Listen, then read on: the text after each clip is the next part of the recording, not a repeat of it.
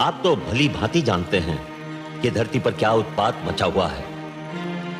युद्ध, छल, कपट, भ्रष्टाचार, अत्याचार से धरती की दशा दयनीय हो गई है। एक मानव दूसरे मानव के रक्त का प्यासा हो रहा है।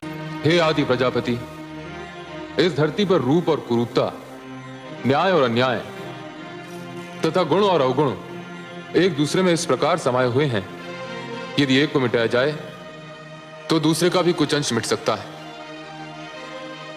पुण्य और पाप एक दूसरे में इस प्रकार उलझ गए हैं, यदि एक पर चोट की जाए तो दूसरे को भी हानि पहुंच सकती है। यह क्षेत्र आपका है भोलेनाथ, कोई और इस कार्य में हस्तक्षेप कर ही नहीं सकता।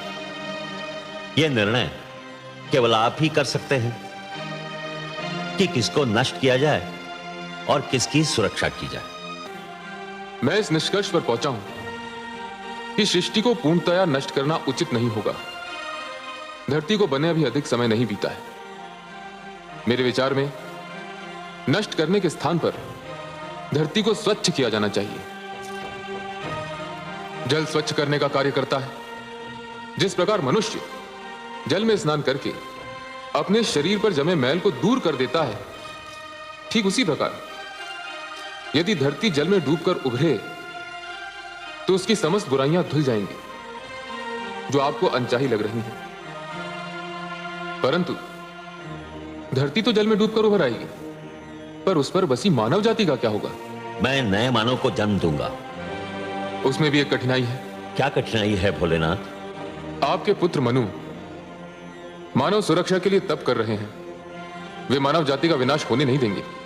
तप करना उसके अधिकार में है, किंतु सृष्टि के विनाश को रोकना उसके अधिकार में नहीं है। मनु को उसका कर्म करने दीजिए। भगवान विष्णु की स्तुति कर रहा है वो। उसका और उसके तप का परिणाम भगवान विष्णु की इच्छा पर छोड़ दीजिए। मैंने आपसे जो निवेदन किया है, मुझे उसका उत्तर चाहिए भोलेनाथ। उत्तर? उसका तो केवल एक ही उत्तर है। धरती पर जल प्लावन होगा। हे शिव, मैं आपको प्रणाम करता हूं।